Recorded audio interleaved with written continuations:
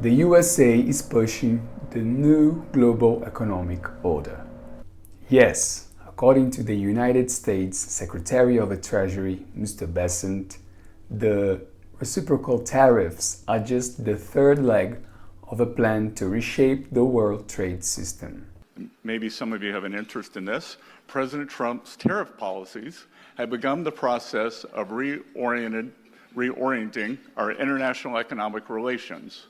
This kind of revolution of the economic system just happened twice in all history. Okay, but why is it happening now? Because the USA economy is not in its best shape, and the current world trade system is no longer favorable to the country. However, what you just saw is just the tip of the iceberg. Trump's team just fired the first shot in a trade war that could save or sink the USA, and it is changing the history of the economic system of the entire world. I want to ask you about something that's on a lot of people's minds, your predictions for the future. And I want to start with the R word. I know you think this is just a piece of it. Of course, I'm talking about a recession. Do you think it is likely that the United States will dip into a recession because of President Trump's tariffs? I think that right now we are at a decision-making point and very close to a recession. And I'm worried about something worse than a recession. What could be worse than a recession? Hi, I'm Fabio Hadi. I'm an economics student, and today I'll show you what is the United States plan to reshape the world trade system, why it is happening exactly now, and how it could turn into something worse than a recession. I hope you're ready, because by the end of this video you will understand that you are living in history. Yes, you are living in the third great revolution of the economic system and trade. To understand what is the USA plan, we need to understand why is Trump pushing this plan now. And there are two main reasons for that. The first, like I've said before, the United States economy is not in its best shape. The country holds its biggest debt of all history. That is also the biggest debt of the entire history of the world, 36.2 trillion. The second reason is deindustrialization.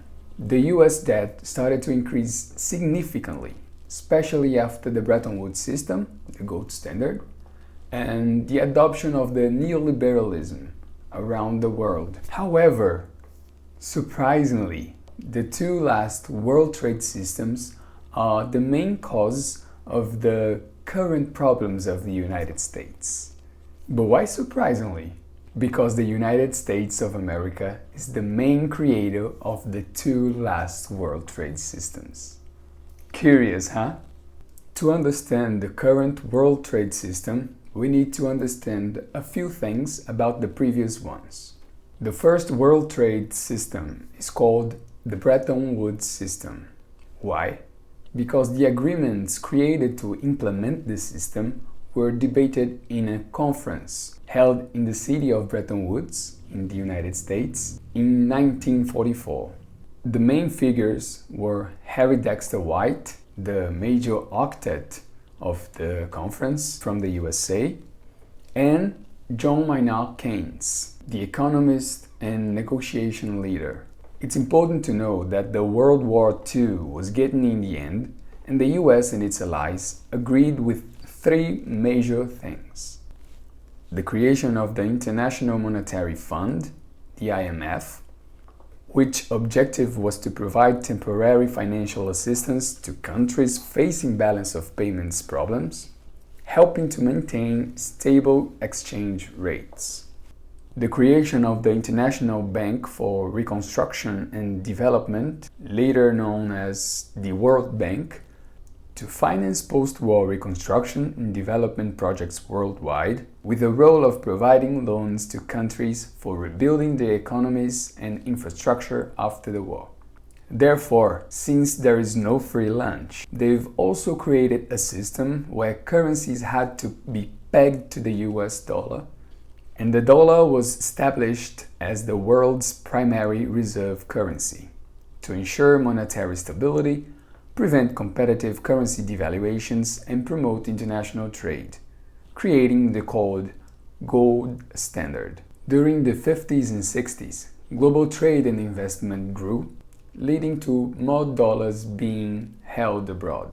But the amount of gold could not keep up with the increasing need for US dollars. The end of the gold standard was caused by international imbalances and the US's inability to back the dollar with gold, resulting in the end of the gold standard in 1971 by the American President Nixon. After this, the world entered in a system of fiat money, currencies backed only by government decree, not gold or any physical commodity. But when the US started to fight high inflation and economic growth sluggish, the second world trade system started, the neoliberalism.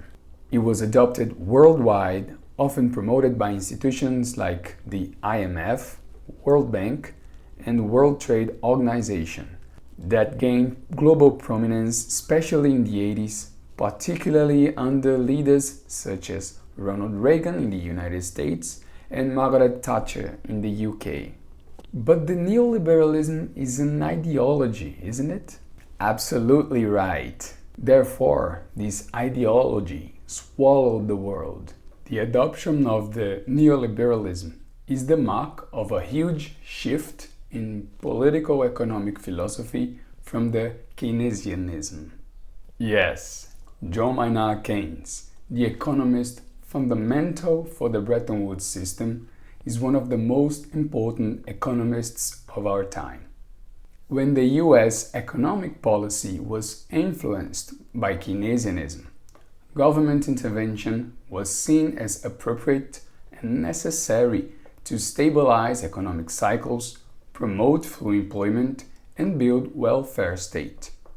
The idea was that balanced budgets mattered, but counter-cyclical deficits were acceptable, especially in recessions. But now, the neoliberalism pursues reduce state intervention in the economy, let market forces play a larger role, lower personal and corporate taxes to incentivize investment and work, and all of this is based on two strong lines of thought. The belief that economic growth would be boosted by cutting taxes and reducing regulations, and the idea that lower taxes can lead to higher government revenue through increased growth. There's another great difference from Bretton Woods. In this one, there was no formal agreement that any country would use American dollars. They did it because it was convenient and, most importantly, because it was the most reliable currency in the world. This way, all the countries had a great incentive to accumulate dollars because it was easier to export for the US, but it also was harder to import from the US. For that reason, the World Trade Organization allowed developing countries to have higher tariffs against the US.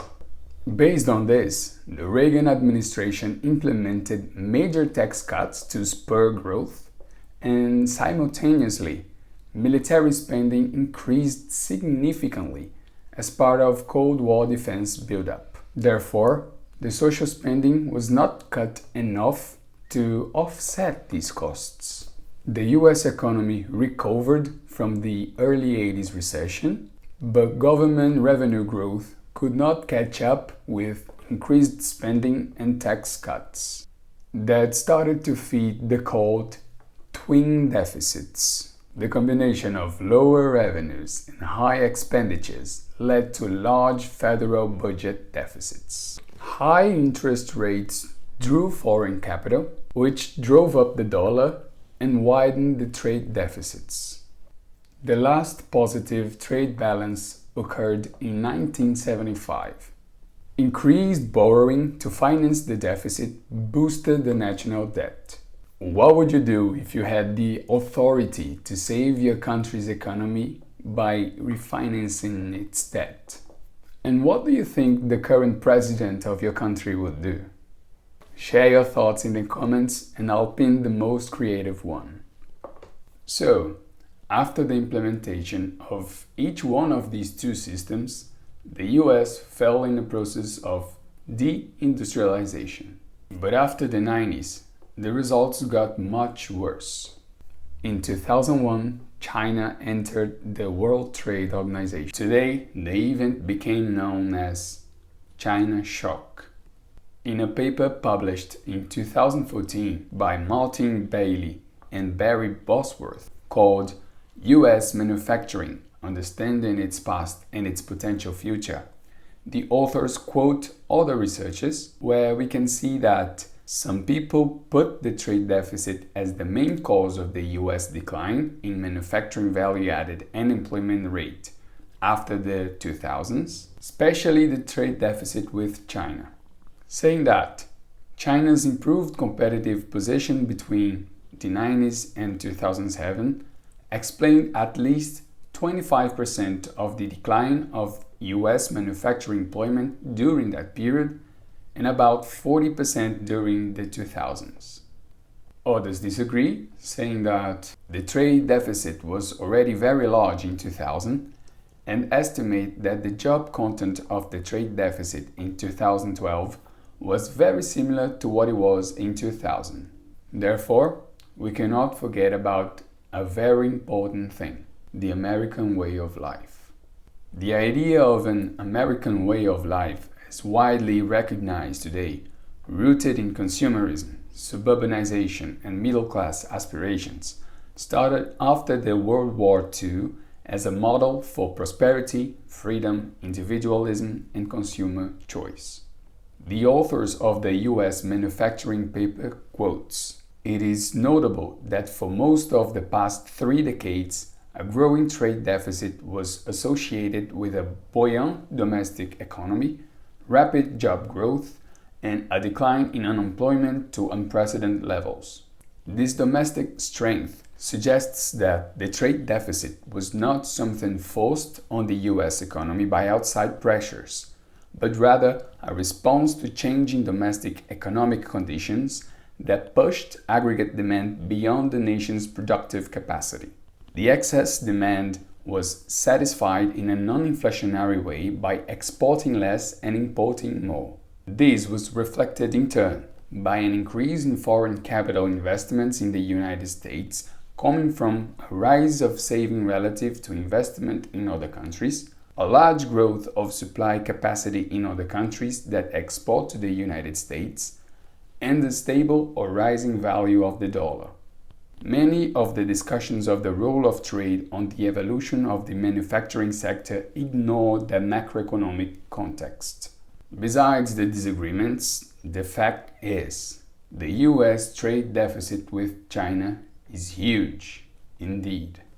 The US disagreement with China started to increase after this event, but in 2018, Trump decided to start the trade war against China.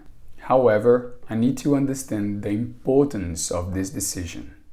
Remember that the neoliberalism has as its basic principle free trade?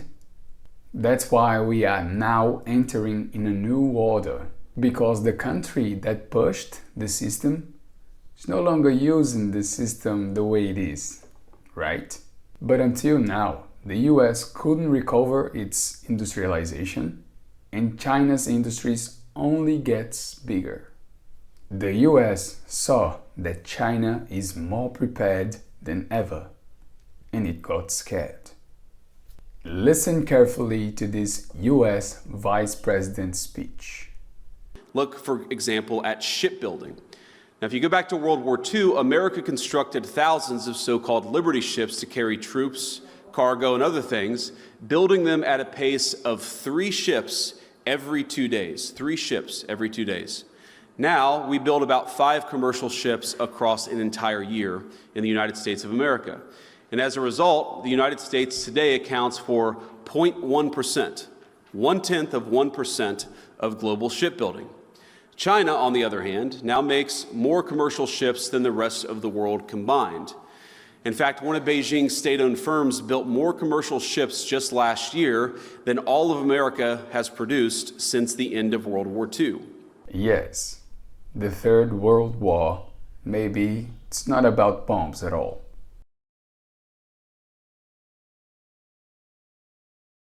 On April 2nd, President Trump announced sweeping tariffs, a 10% baseline tax on nearly all foreign imports. Yes, almost everything coming into the US costs more now. You might be thinking, that's why the critics. But that's not really the point. The most relevant criticisms are not about the tariffs itself, because the truth is, Trump is not the first or the second person to speak about the trade relationship with China. He just done it without any mercy. Trump stated that the tariffs are reciprocal and mirrors what other countries charges the US for imports. But the tariffs, presented as only half of what the countries charge the US, are actually much higher for most of them. Here you can see the so-called reciprocal tariff, though it's unclear why the policy started with China. Very unclear. Some people argue that there is no logic behind these tariffs because the calculated values diverge from the World Trade Organization averages. But perhaps they haven't understood the reasoning behind the plan. Take a look at this image posted by the White House. Trump's reciprocal tariffs are not based in the World Trade Organization averages. They are not based on the actual tariffs other countries charge the US. Instead, the proposed formula uses the US goods trade deficit with a specific country and divides that figure by the total value of the US goods imported from that country. The resulting percentage is used as a proposed tariff rate, sometimes halved and rounded, though the formula and steps are not formalized. According to Besant, the objective of the tariffs is to level the playing field in the long term. But the formula doesn't count services such as advertising, media, banking, and tourism, for example. So, is this really about fair trade? Or there's something more?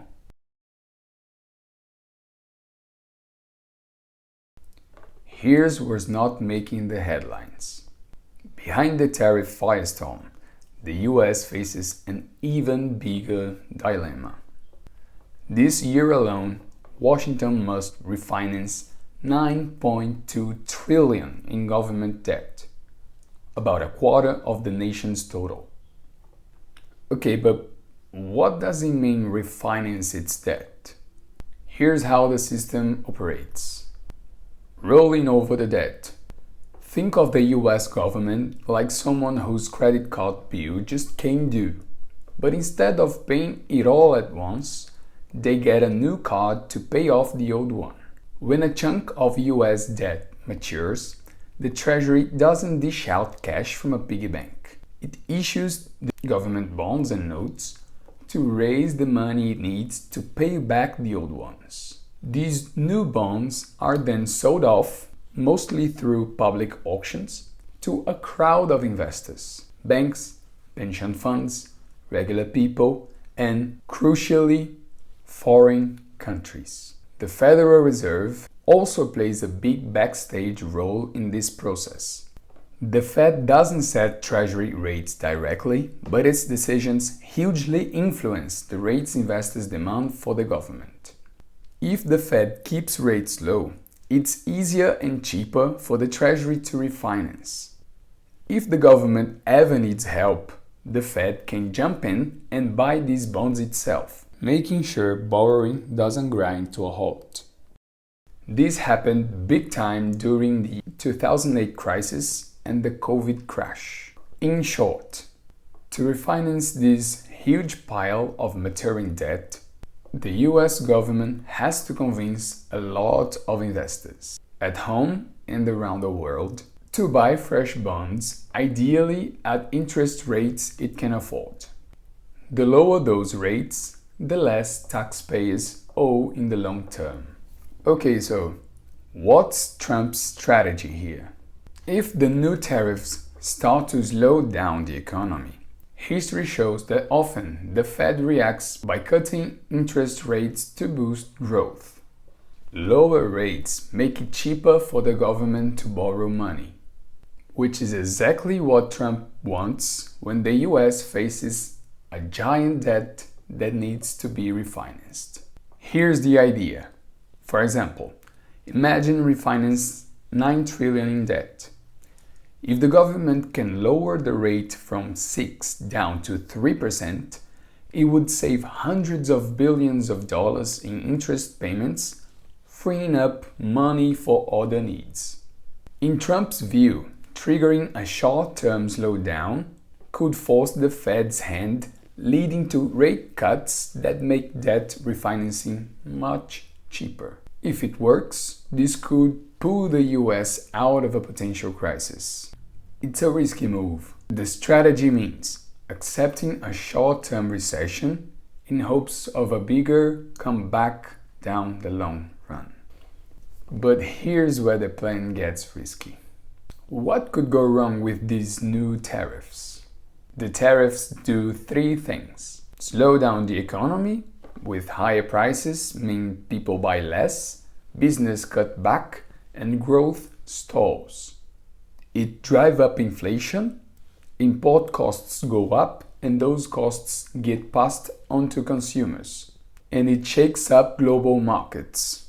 Investors hate uncertainty, and tariffs make the future feel a lot less predictable. But why does this matter for refinancing the debt? When investors get nervous, they demand higher interest rates to lend the US money. That means the government could end up paying even more to refinance its debt. Exactly the opposite of what Trump wants. And here's the catch for the Fed. If inflation takes off because of the tariffs, the Fed might not be able to cut rates even if the economy is struggling. In this situation, the Fed is in a tough position. Cut rates and risk even higher inflation, or keep rates high and make government borrowing more expensive. Bottom line, if tariffs push inflation up, Trump's plan could backfire, leading to even higher interest costs and bigger deficits down the road. Now, let's put it all together with what may be the most critical challenge yet. First, take note. First, listen to what the legendary investor Ray Dalio says. What is the solution here? Well, there are a series of solutions, but let's take the most important. 3% of GDP, bring that deficit down. It can be done in a bipartisan way. Yes, he said the US needs to slash the budget deficit to just 3% of GDP to avoid a major crisis. But here's what the numbers actually show. The US Congressional Budget Office projects a deficit of 6.2% of GDP in 2025, more than double Dalio's safe zone. The deficit is expected to shrink to 5.2% in 2027, but there's a catch. By 2035, the CBO forecasts the deficit will jump back to 6% of GDP. That's over 2.7 trillion a year and nearly twice the historical average.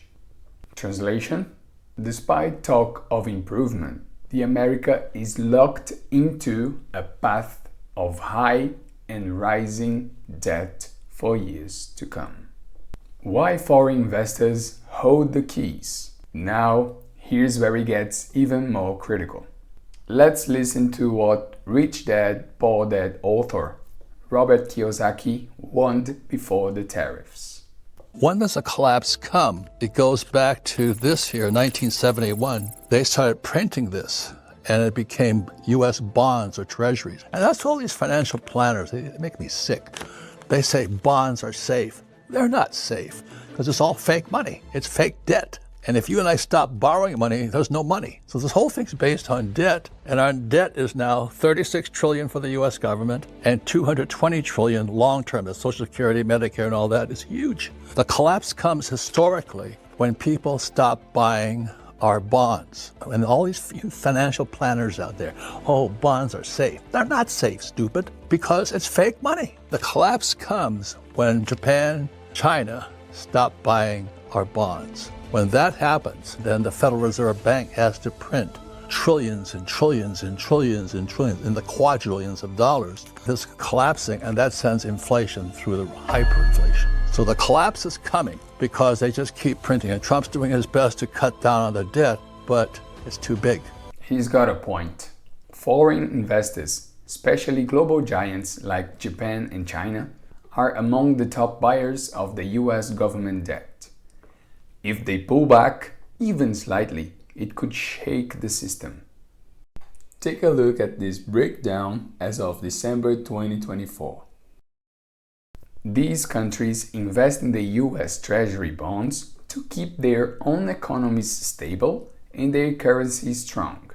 But if they decide to reduce their holdings, maybe as a retaliation for the new tariffs, or just because the US looks riskier, the consequences hit fast.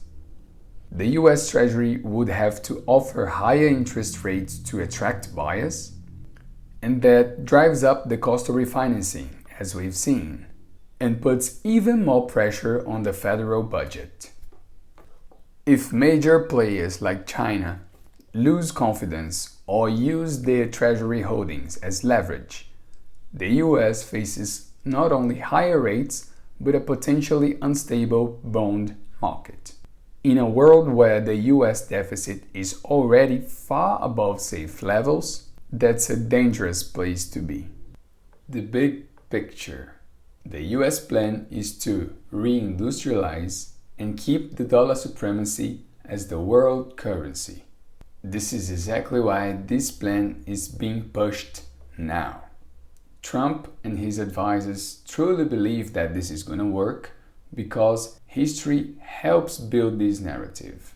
The reciprocal tariffs indicate that the US perceives that, in long term, these are worse to everyone, but they can stood up to see.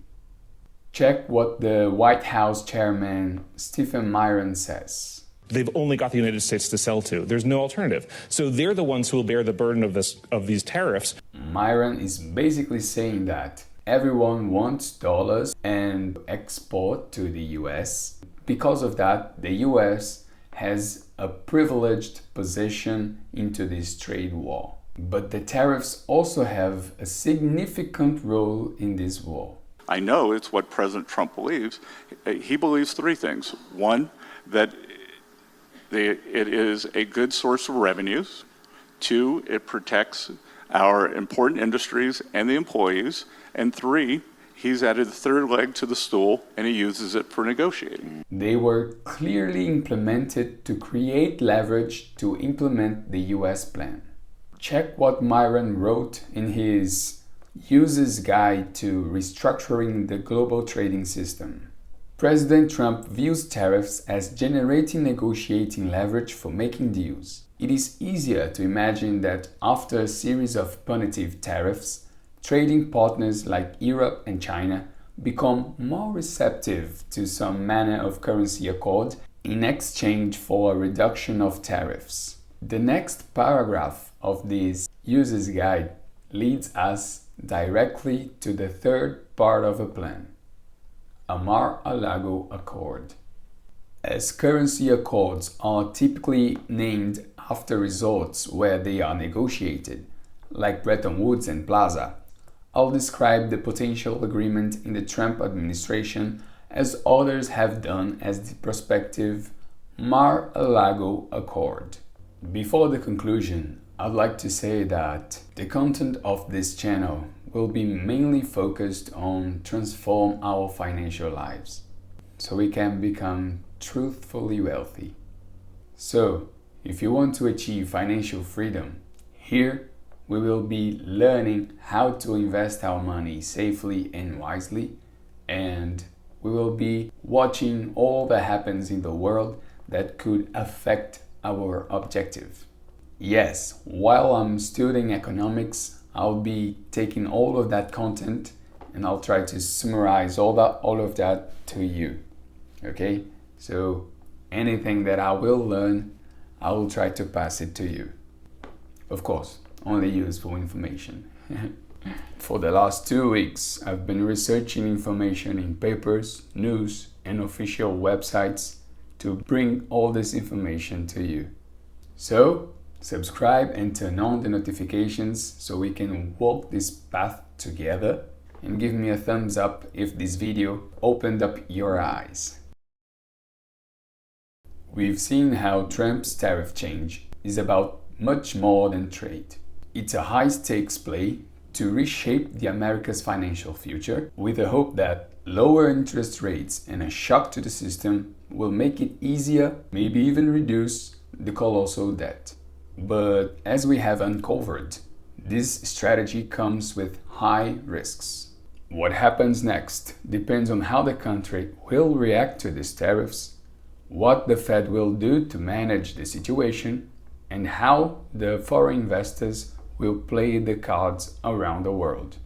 We've seen that Trump walked back some tariffs and already started to dialogue with other countries to get this Mar-a-Lago Accord done.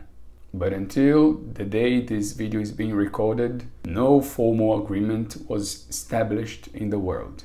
The one thing that's certain, what unfolds over the next year will shape not just America's economy, but the global financial system you and I live in. Now, I want to hear your opinion. What are your thoughts about this attitude of the USA? How do you think your country will deal with the tariffs? Here goes my honest opinion.